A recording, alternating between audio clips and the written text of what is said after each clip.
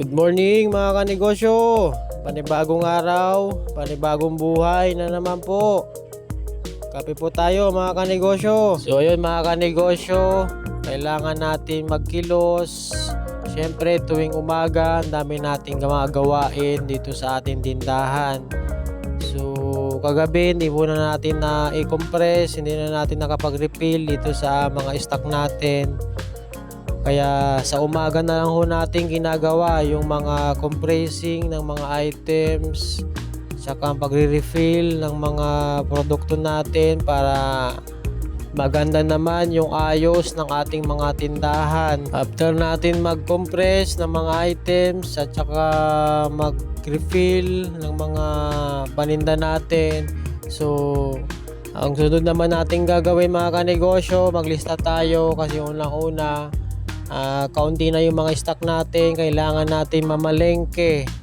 So chinecheck ko dyan mga kanegosyo yung mga wala ng stock para mailista, wala tayong makalimutan pagdating sa palengke. So yung mga kanegosyo, pagkatapos po natin mag-refill, pagkatapos natin maglista, so daddy's duty muna. So yung mga kanegosyo, andito na tayo sa palengke. So unang pinuntahan natin sa mga gulayan. So napakamahal po yung mga gulay natin mga kanegosyo. Marami nagsasabi mga kanegosyo na napakamahal daw yung benta namin sa gulay.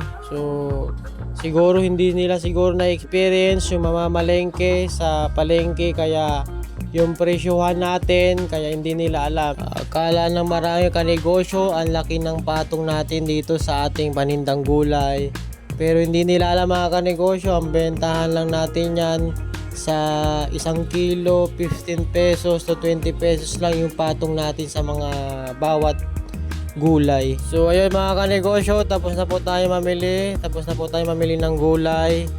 Yan nga pala lahat yung mga pinamili natin, kasi unang-una napakamahal yung gulay kaya kaunti lang yung binili natin. Yan nga pala yung pinamili natin mga kanegosyo, yan umabot na ng 600 plus. After ko naman mamili ng gulay, punta naman tayo dito sa grocery store kung saan tayo lagi namimili. So yan, pumasok na ako kanegosyo, kumuha ng basket para libutin yung tindahan. Hinahanap ko dyan yung mga walang stock sa ating tindahan. So ayun mga kanegosyo, tapos na akong mamili. Yan mga pala lahat yung aking pinamili. So umabot siguro ng mga 7 to 8,000 ho yan lahat. So ayun mga kanegosyo, andito na tayo ngayon sa ating tindahan. So yan po yung mga pinamili ko ngayong araw. Ay yung mga walang stock dito sa aming tindahan.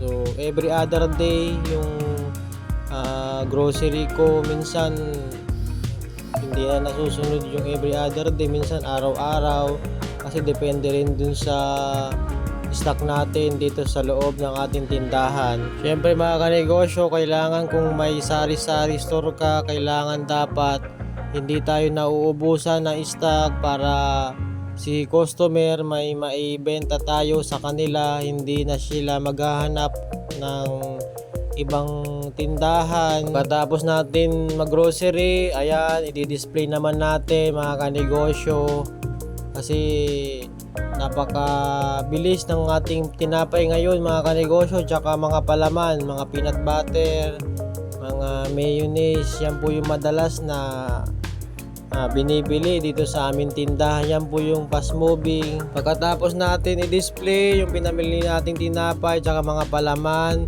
so isunod naman natin kanegosyo itong mga pinamili nating mga gulay sa palengke, para pagpasok ni customer makita nila agad na meron agad tayong mga bagong mga panindang gulay. Pagkatapos naman kanegosyo sa gulayan, dito naman tayo sa mga dishwashing liquid natin. Kailangan nating linisan bago i-display para malinis, magandang tignan. Kapag sari-sari store owner talaga kanegosyo, kailangan dapat hindi tayo napapagod. Kailangan kanegosyo malakas yung resistensya natin para magawa natin kung ano yung mga dapat natin gawin dito sa ating sari-sari store.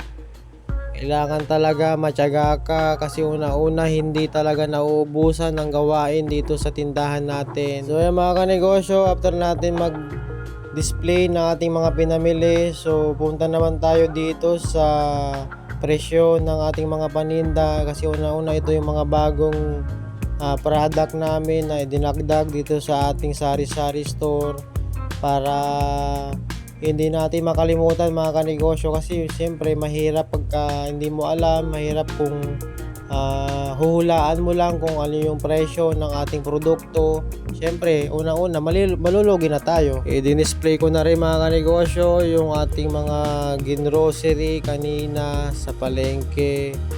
Kailangan na nating iayos, isabit yung mga kape, mga gatas na pinamili natin.